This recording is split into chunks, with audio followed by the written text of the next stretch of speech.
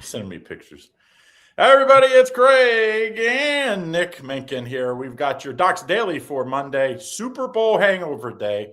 Hope everybody had Seattle. I did have Seattle. It was a 5-unit play yesterday, so I'm happy about that. But my prop card, man, so close, but so far away. Half a reception short on Hunter Henry.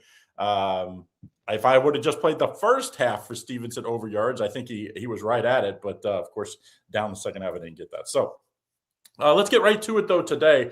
Don't forget, if you want to get in on all of our specials, you go over and under the members area, you can see who has top plays for today. So this is the time of year where we really turn to hoops, especially with the NHL off for the Olympic break. So make sure you get in on that for today. And don't forget, if you haven't purchased before, you can use that free 60 right here, docsports.com/free 60 and try us out. It's $30 per sport per day. So like if you want my NBA, my top play is a prop today. So I would suggest spend the $25 on the prop. But Nick, what do you have top play for today? Anything? Yeah, no top plays, lower volume day. We're coming off 4-0 on the weekend in top plays, so we're going to take it easy today, enjoy those profits. But tomorrow we will have a top play in the college basketball side of things. We hit Georgia on Saturday, so we're going to keep on keeping it on over here. All right, so that's what we have. So go over there and use that. All right, let's go. Let's talk. First and foremost, Nick, are you excited about the NHL guys in the Olympics? And like, I'm kind of bittersweet, I guess I should say, because I think I would rather just have them play in the NHL season. But what do you think here, the Olympic hockey? Yeah, I think it's going to be exciting. We got finally NHL players. It hasn't been NHL in the Winter Olympics since 12 years ago. So they're back in the Olympics here. You got the NHL players on the Canadians, the Canada, USA, Finland, and I believe Switzerland has 24 NHL players. So they're stacked on the NHL side of things there. It should be a fun one to watch. The rink size is NHL regulation too. But the interesting part about this, Craig, is if they fight, they're ejected and they get a penalty, a 5-minute penalty. So I don't like that rule. I don't know about you, but no fighting in this year Olympics. Well, I'm guessing that means there'll be no fighting. Because you know what I mean? Like it's just too big of a penalty if you're a player. I mean, you know, these guys know. I think we'll see very little fighting, which is maybe what they wanted. Maybe they just like, listen, we want to just see the pure. I mean, if USA and Canada go up against each other, how is there not going to be fighting? You got Brady Tkachuk in there. You know he's going to be ready to fight. He might do it, send himself. He'll get ejected, though. So we'll see. Yeah, I let's just say that I'm guessing there's going to be some guys trying to instigate, trying to get top players kicked out. I mean, you're going to really be goating them. All right, let's talk a little college hoops today. Actually, a little bigger card. Usually college hoops is a slow day on Monday, but, because of the Super Bowl yesterday, I'm sure some of these games got moved over till today. Several good games. I thought Xavier St. John's was interesting. Obviously, the Patinos facing off for a second time this year. Last time, I think, Xavier was up the entire game, but they came back and won. St. John's did. I think that was his 900th win. In fact, I know it was. Then we also have that NC State Louisville. I think that's a really good game there in the ACC. NC State's been absolutely tearing it up, 8-2 in their last 10 games. Interesting game outside of the major conferences. You've got College of Charleston hosting and UNC Wilmington, two top teams in that conference. So that will be a really interesting game. And then, of course, the game everybody wants to talk about, Arizona and Kansas. Arizona's favored by 2, total 154. Arizona, if you look at their schedule and they win this game, it's a very good chance I think they run the table. The Big 12 is brutal, but it's a very good chance. They're going to be favored in every game. I was thinking 4 or more. This game, obviously, 2, so it's almost a pick-em game. So any opinion on any of these big games for today, college hoops? Yeah, let's look at the Xavier and St. John's. St. John's coming off a massive win on their home court there. I believe that game was on Friday night. Yes, yep. It was against UConn. This is a team that's turning their season around here, St. John's. They're 11-2 on their home court, but Xavier, this is a high number for St. John's. You're coming off an emotional win. Xavier lost to UConn in UConn there. They got blown out 60 points, and I think it's a get-right spot here for Xavier in a backdoor cover situation after a big emotional game win in St. John's over UConn. I'm taking the points here with Xavier. I think they compete against the St. John's team. They know they're coming in, and they're 1-6 here on the road is Xavier. They don't play good on the road, but give me those points. I think they keep it within the distance here, Craig. It's a pretty big letdown spot for, I mean, that UConn game was like all world type at Madison Square Gardens. Of course, they call that store south for UConn. So UConn travels really well. It wasn't like it was a huge home court edge, and they still got it done. I will say this, the one risk here for Xavier is, like you said, they haven't been good on the road. They're a little banged up too. And Richard Pitino, it's like his dad taught him everything. I don't know. Can the son, but will he rub it in him? I don't know. I like one of my top plays. In fact, I'm going to give it to you guys. It's a 2-unit play. I like Arizona here. I think this actually should be more like 4, to be very honest. I probably watched more Kansas games this year than any team. I don't know how or why. They end up like on my TV. It seems like every game. I guess because it's Kansas, and it's they're just always on national television, and they've been Big 12's good, so you're facing good teams. Peterson's unbelievable, but he's only finished like 2 of his last 9 games or something because he's always injured, and every time he gets a little something, he doesn't just go out and like retape the ankles. He goes out and he's out for the rest of the game. So I think that's a little worry here. I also think Arizona is just big. They're just big. And they really don't have a weakness. I always say every team kind of has that Achilles heel. I don't know if we haven't seen it yet, at least. Tommy Lloyd, if you don't know Tommy Lloyd, get to know him. This guy came from longtime assistant at Gonzaga. And I thought maybe being a little over his head, you go straight to Arizona. I mean, you don't get that much bigger as far as blue blood. But, man, what he's done, look what his record is since coming over to Arizona. He's been locked and loaded. I think they go on and win this game. I really do. I think Pete is the other freshman that's for Arizona. If you haven't seen him, this dude is a monster on the boards. I don't know how Kansas stops their inside presence. So I'm going to take Arizona's 2-unit play. My top play, like I said, is going to be a prop in the NBA today. That's 7 units, but I do like this one. Little dabble. Arizona -2. I always hate going against Kansas, but I think this is the right call, Craig. I'm with you on Arizona. I hate going against Bill Parcells in his home court. Just something about Kansas and the way they do play at home. They got to always go. Or Bill Self, whichever. Bill Parcells or Bill Self. Bill Self. Yeah, he remember he did miss a couple games back with, I think it was a heart issue again. He's had that heart issue going back for a few years now. He's back, but it's just. I don't know. I just think Arizona is one of those teams. Every once in a while we have a team in college hoops where they're just better than everybody else. I think after Arizona, I think it's like there's 8 or 9 teams that all could be in the Final Four. But I would be really shocked at this point, barring injury, that this Arizona team, because it's like they just play great team basketball. I love their defense. I love their offense.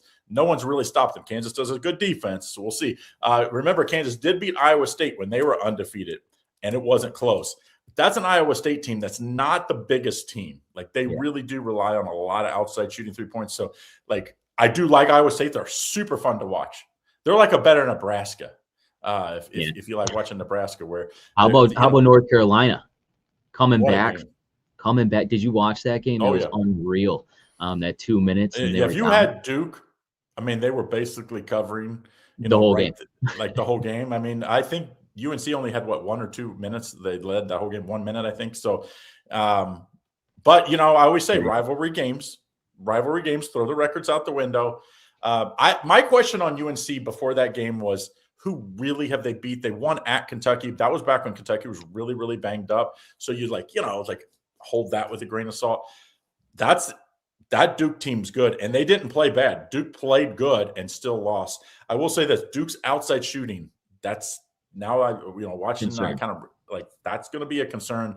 Boozer inside is a monster. I mean, whoever I see why the teams are trying to lose at the top of the the bubble or the top of the lottery for the NBA right now, because you got Pede for Arizona, you got Peterson, you got Devontae from BYU.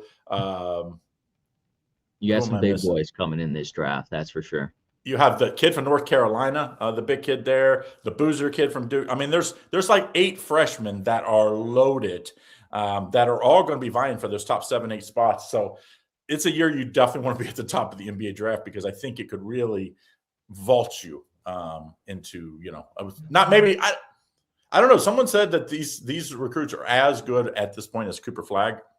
I think this is going to be huge. There's a lot more talent, and I think if Duke wants to win a national championship, it's not the boozer in the paint, it's the boozer from the perimeter that's got to be good.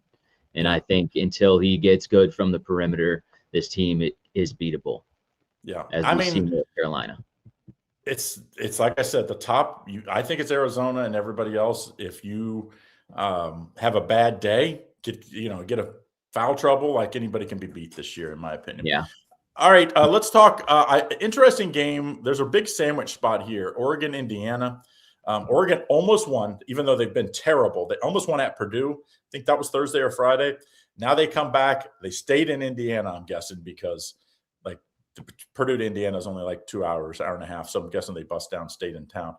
Now they face an Indiana team that's coming off a road win in overtime against Wisconsin. I believe they play Purdue and I think Illinois in the next 2 games, maybe. And like the next 3 games, it's all ranked teams. So it's like, dude, talking about looking past the team. That's sandwich spot for sure. So yeah, I kind of think, like, if you play this game, make sure you're careful or play Oregon, because it just smells like a 6 or 7 point Indiana ugly win. They find a way to win, but they don't cover. It's not the most talented Indiana team. I do like DeBoers. I do like what he's done here. His son's pretty damn good. Brought him over from West Virginia, even though he didn't play last year, West Virginia. I mean, the guy can coach, and we've seen that. So any opinion on that game? It's a tricky one. I mean, plus 10.5 here. They're on a 9-game losing streak. The obvious bet is Indiana, no question about it. But I'm going with Oregon. Give me those points. I think, just like we said, it's a sandwich spot here for Indiana. They got a couple big games. It's not a huge game to get up for if you're a Hoosier fan or anything like that, as the Oregon Ducks are on that 9-game losing streak. But this is definitely that sandwich spot, Craig. Give me the points with Oregon here. Yeah.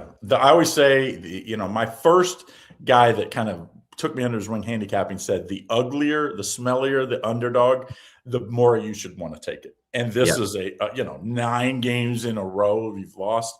And I think his quote was always, the more uncomfortable it makes you, the better the play is.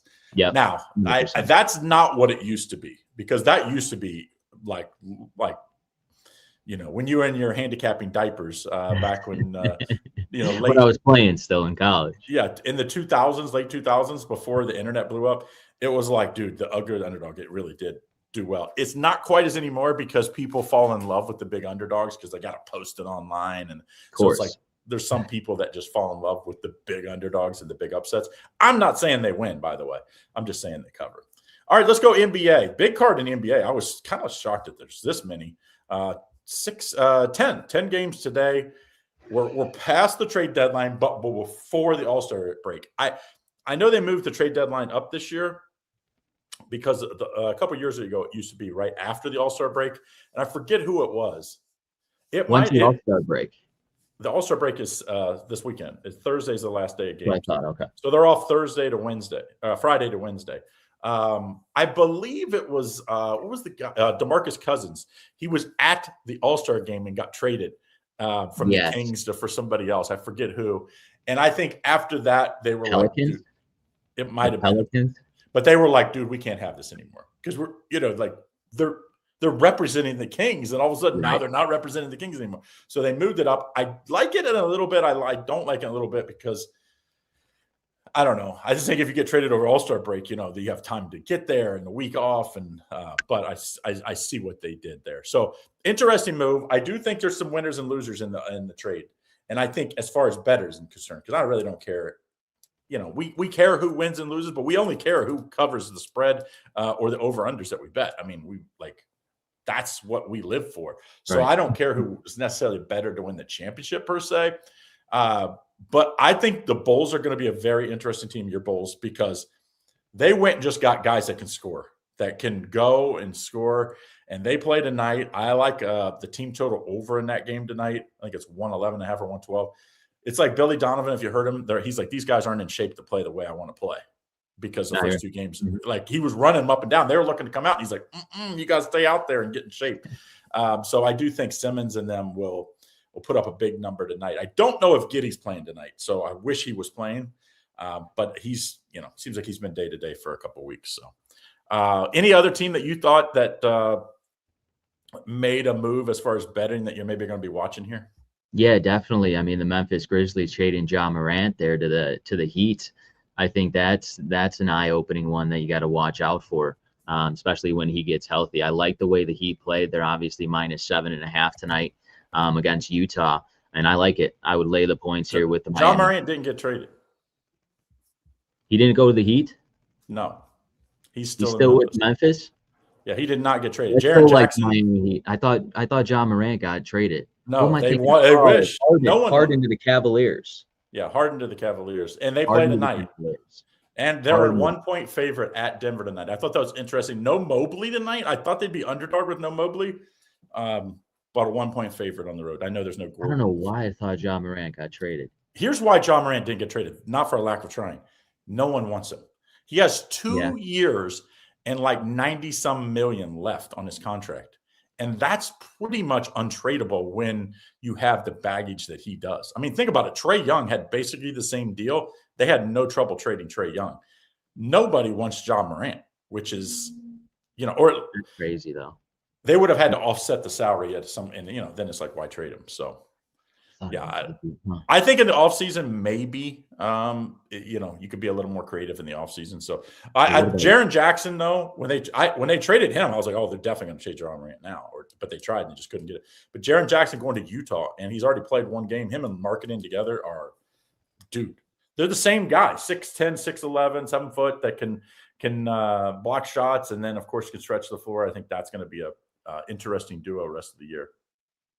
What about Giannis? I mean, Giannis, I thought he was going to get traded. He does not want to be in Milwaukee. Golden State, I mean, they don't want to trade him because Golden State gave him 4 draft picks, is what they wanted, and some players to offset the salary, and they didn't want to move. So then, of course, the Warriors moved on and got Porzingis as kind of like a, no, that's not like a B plan. That's like a C plan. But I do think Porzingis makes sense. It's kind of like the way he played for Boston when he's healthy. He's just been super unhealthy, not no play. Never healthy. He's never on the court, it feels like.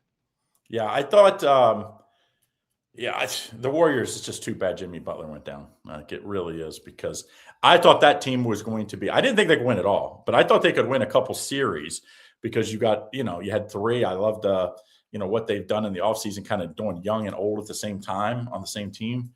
But now, unless Porzingis came back and was just a monster, like I just don't see it. Steph Curry's playing out of his mind, and they're still not getting it done. So Draymond Green didn't get traded, did he? No. That was it. He was going to have to get traded, or Jimmy Butler, to make the Giannis thing work, because you have to, the money has to be within so much percentage of the salaries. So, so Draymond Green's still there. I do think tonight, one of the teams that made a big trade is interesting a little bit.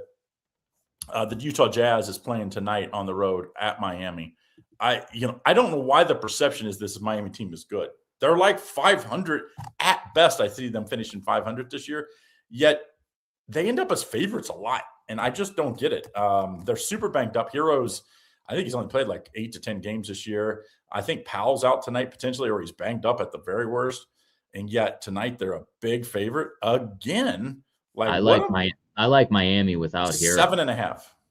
7.5. You believe that? Well, I believe it because it's the Utah Jazz who are 6-20 on the road. So yeah, but they just won, or they just covered, right? They might have won outright. No, they've covered 4 in a row. All 4 of these games have been on the road. They've covered every game. They won at Indiana. They lost by 2 at Atlanta. They lost by 3 at Orlando. I think Orlando's better than Miami. So now they both play super fast. So this game, 242, I think is the total. Like, yeah. Like, Nick, when you broke into this business years ago and you saw 240s, it was like never 230, like mid 230 was like the highest ever.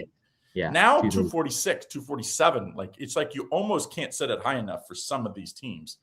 I mean, both teams have to shoot at least 45 to 50% from the field to hit that. Well, the thing is, they shoot so many threes now. Like the Jazz and the Heat both shoot a ridiculous amount of threes. So it's like, dude, most of these guys are hitting 37%. So it's like, dude, if you continue to shoot this and you play fast, where you're getting more possessions, it's what we end up as. The one problem when if you like overs, which I do like overs. you only need like a minute or two of a game where it's like 0 points for like 2.5 minutes. And all of a sudden you almost need overtime to get it. So just be careful on that one. I do like the Jazz though in that game today. Let me see if we have the injuries out for Miami, because they have a million guys. Norman Powell's day to day and Tyler Hero's out. So if both of those guys don't play, Powell did play last game. He had 21 points, going 5 for 12. So we'll see there. But I think Miami's offense, their pace of play is a lot better without Hero. I think he disrupts the time. And I think Hero doesn't play any defense, and he loves to score. So I don't understand why they're not better with. But they have a below 500 record with Hero there this year, so he's going to be out. So maybe that's a positive. Crazy. Positive. The East is a ton of teams. I do think that's why Cleveland went out and got James Harden, because there's a ton of teams in the middle of the East, like Detroit, Boston, Cleveland. I think are the top 3 teams. The 4th team is Philly. Like, I'm not scared of any of those teams. So, like, they definitely improve now. If you can keep Harden healthy, he's playing his best basketball he's played in years, the last year and a half. So, like, he's playing good basketball. This will be the best team he's probably ever been on, in my opinion. Now, can Cleveland get healthy? Between Jarrett Allen and Mobley, it seems like one of them's out every game for the last 2 months. So we'll see if they can get healthy. But I do think Cleveland, I mean, they were the best team in the league last year. They didn't re-sign Ty Jerome. He was the best 6th man in the league last year, even though he couldn't guard anybody in the playoffs. Like, that's interesting game today. And we'll see how James Harden fits into this offense. That's I think he'll fit in any offense, because he's so good at getting other people involved. Like, I mean, he's averaging like 8 or 9 assists a game. With Donovan Mitchell too, I think it's going to be good. Yeah, I mean, now 3 years from now, they're probably going to wish they had Garland, because James Harden's going to be 40 and probably not going to be on the team. But they're like looking at the NBA's atmosphere right now. They're like, dude, we can get to the finals in the East. And then who knows? Oklahoma City gets injured. Oh no, Oklahoma City loses to somebody. All of a sudden now it's wide open, because outside Oklahoma City, there's no one out there that I'm like, I mean, a healthy Spurs team. Yeah, but I'm not scared of a team. Like, if I'm the Cavs, I'm only scared of the Thunder because of the experience and the depth and their talent. I'm not scared of the Spurs because they've never done it yet as this young team. So it's like, yes, they're super talented, but I think it's like there's all these questions, from all these young guys. They have the youngest team in the league, basically. I get it. I mean, the front runner's got to be OKC. That's for sure. What do you think about Detroit? I don't think Detroit holds up as strong as they have. I think they needed a shooter, and they really didn't address their need to get a 3-point shooter. Duncan Robinson's playing great right now, but you could use another shooter to spread the floor for all the size, and they can really get to the rim and punish you inside. It's kind of like a more talented bad boy team back from the Rip Hamilton days, where it's like they beat you up inside, but they can actually they're pretty talented, especially Cunningham is he's playing first team NBA type level right now. I mean, Boston's the what if Boston could get Tatum, which there's rumors out there that he'll be back the last week of the NBA season. If he comes back and is 85 to 90%, that team can win the East, because they're really good. And the Vuvacek trade from Chicago, I thought that was great. It gives him a chance to win a title. I mean, he's been a very solid player in the NBA for a decade plus, but he's played for Orlando and Chicago. So he's had no really opportunity in the playoffs. Now he just has to play a role on that team. He doesn't have to be, he's basically could be Al Horford. I was just about to say he's a glorified Al Horford for that. He's probably a better rebounder at this point of his, as far as both of them right now in their careers, because he's a little younger, but he can shoot the 3. He's hit 3 game winners for you guys already this year or something like that? Yeah, he had 3. He has 3. So I mean, he's a big time shooter, and he does it when it matters. So that's an interesting move. If you get Tatum back, that team is now without Tatum, they can win a series or 2, but I just don't see him beating Cleveland or Detroit. Cleveland, Detroit, and Philly. I think those are the other 3 teams that you'd be worried about. All right. So I like the Jazz today. I like the Bulls team total over. I would dabble. I can't believe I'm saying this. I would dabble on New Orleans -8. The Kings are playing like they want to lose as many games as possible. That's the facts. Yeah. It's like just put the G League team in. I would rather see that. At least these kids will try.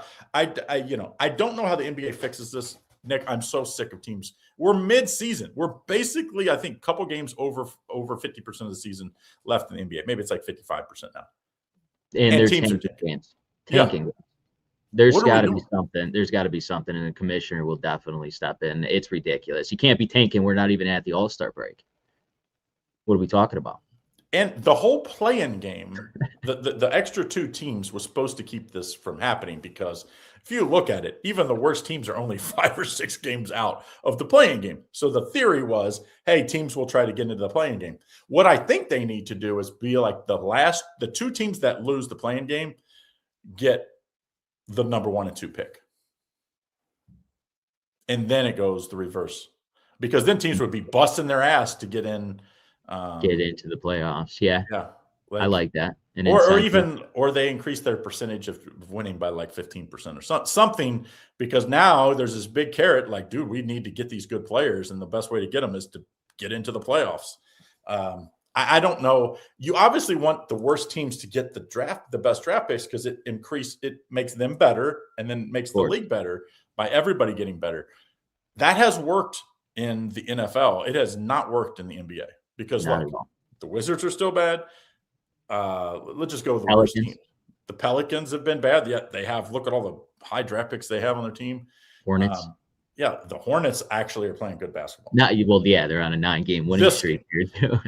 Now, but they have a big game today. I don't know. They play Detroit. Detroit. Yeah.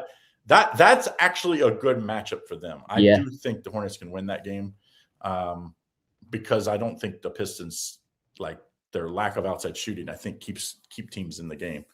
I like the Hornets too. I mean, you're getting +3.5 at home, 9-game winning streak. They're 2 games below 500 on their home court, and that's the only concern I have. But I think it matches up well with them and their team.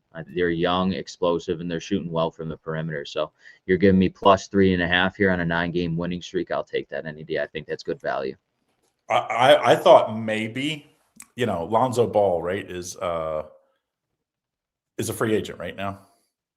No, is that the one from the Bull that came from the Bulls, and then is that Lonzo? Lonzo, yeah. So he got cut and is a free agent. I was like, would the Hornets pick him up to be with his brother? Like, he's been terrible this year. He's shooting like under 30% from the 3-point line, and obviously with his injury concerns, that he's had, it's just I don't think the problem is I don't think he can play extended minutes anymore, just because the risk of that. So it's like, dude, do you really want to pick up a team? There is upside there. He does have talent, and we've seen it when he was healthy, but he was better with the Bulls last year than he was with Cleveland this year. He wasn't very good, to be honest. I forgot what his injury even was. What did he do again? Knee, right? Knee. It was all those knee injuries that he couldn't ever get healthy, and he did all those the experimental surgeries, and it did fix it, and he got back, but he's obviously not the same player after you have all those injuries. So, but the Hornets are a team that I would say, if they get into the playoffs, they'd be dangerous, because they do,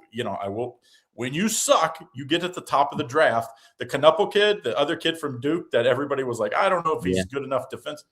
If there wasn't Cooper Kupp, this guy would be winning by hands down, because they beat Cooper, and he's had 40-something, and he stopped Cooper on the game winner. Like this kid is more.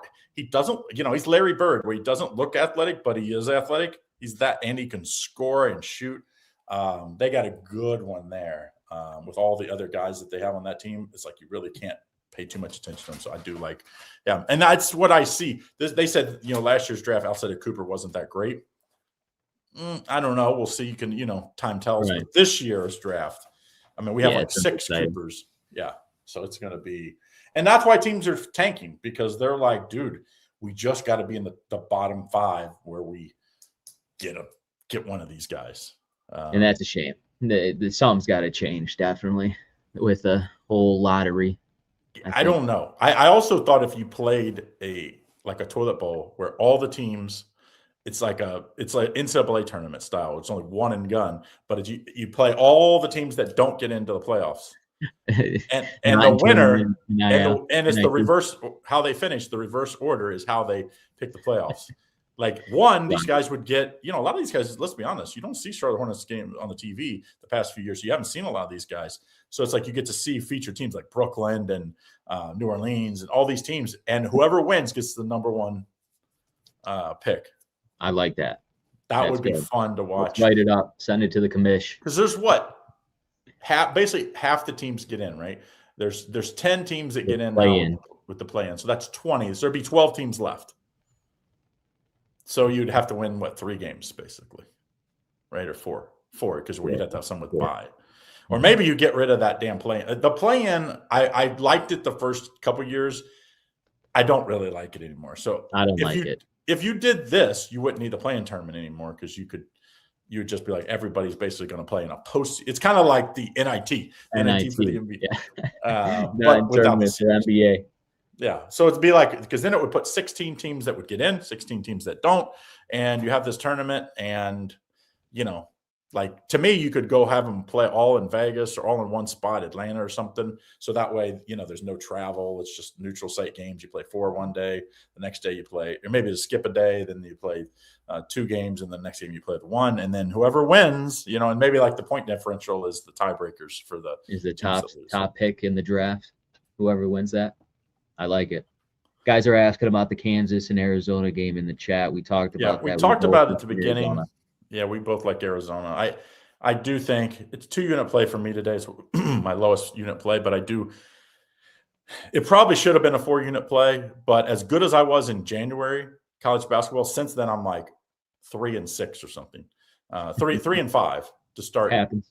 To start February, where I've lost by a half a point with 2 missed free throws in the last 30 seconds. I've lost by a half a point with 4 missed free throws in the last minute and a half. And then I've just been wrong a couple, So when you switch those, like I always say, the games where you're off a half a point or 1 point in the bad beats type games, and you switch those, all of a sudden you go from 3-5 to 5-3 and everybody's happy, especially with a higher unit play being in on some of those. So it's like, it's that close in sports betting. And it'll come. It's highs and lows. That's what it is.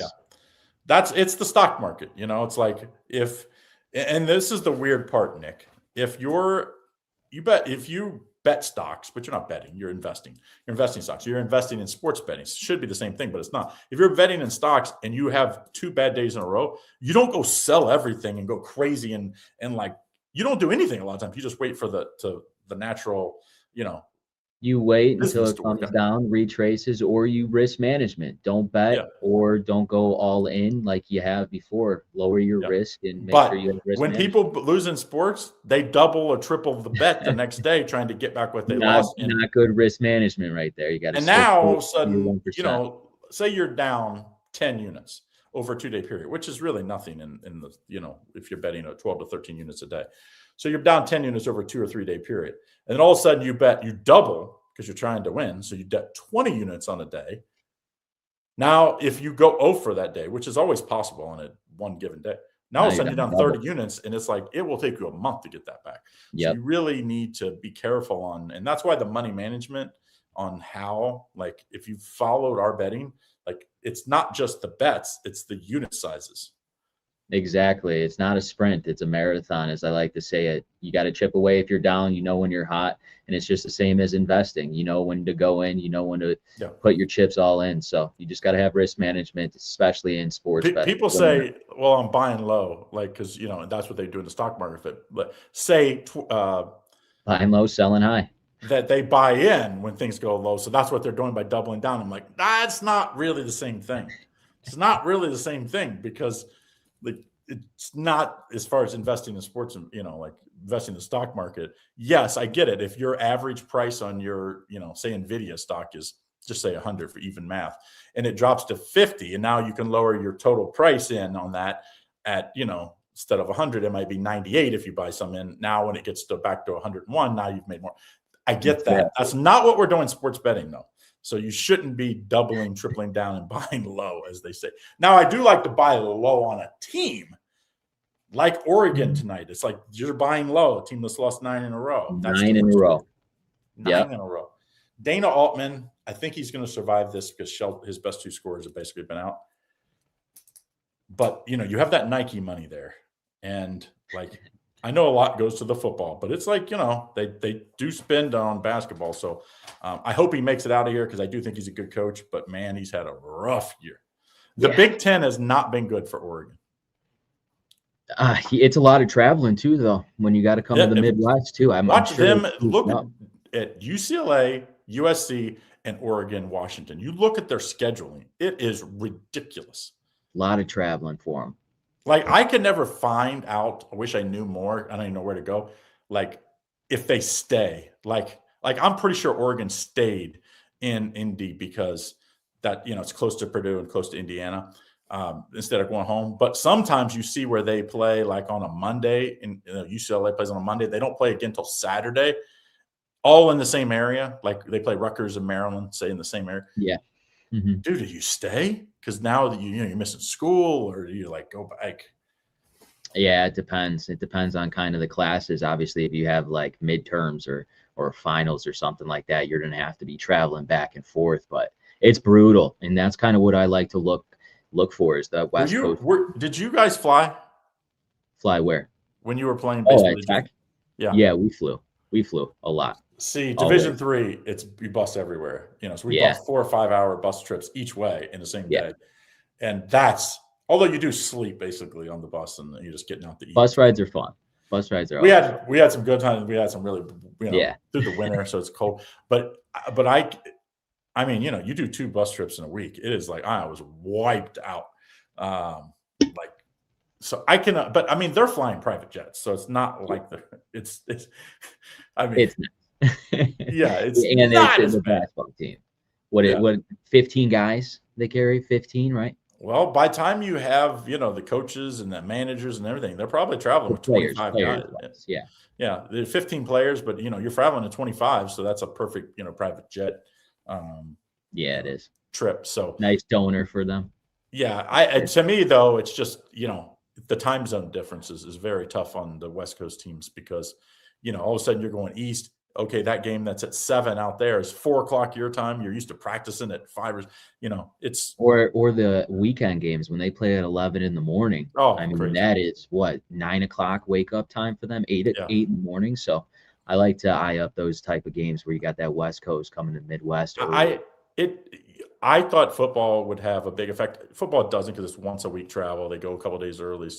But I think you just got to be careful with these West Coast teams going east. So, all right, guys, that's what we have for today. Thanks, everybody. Hope your hangover for your Super Bowl is wearing off. If you want in our best play today, I do have a 7-unit prop today.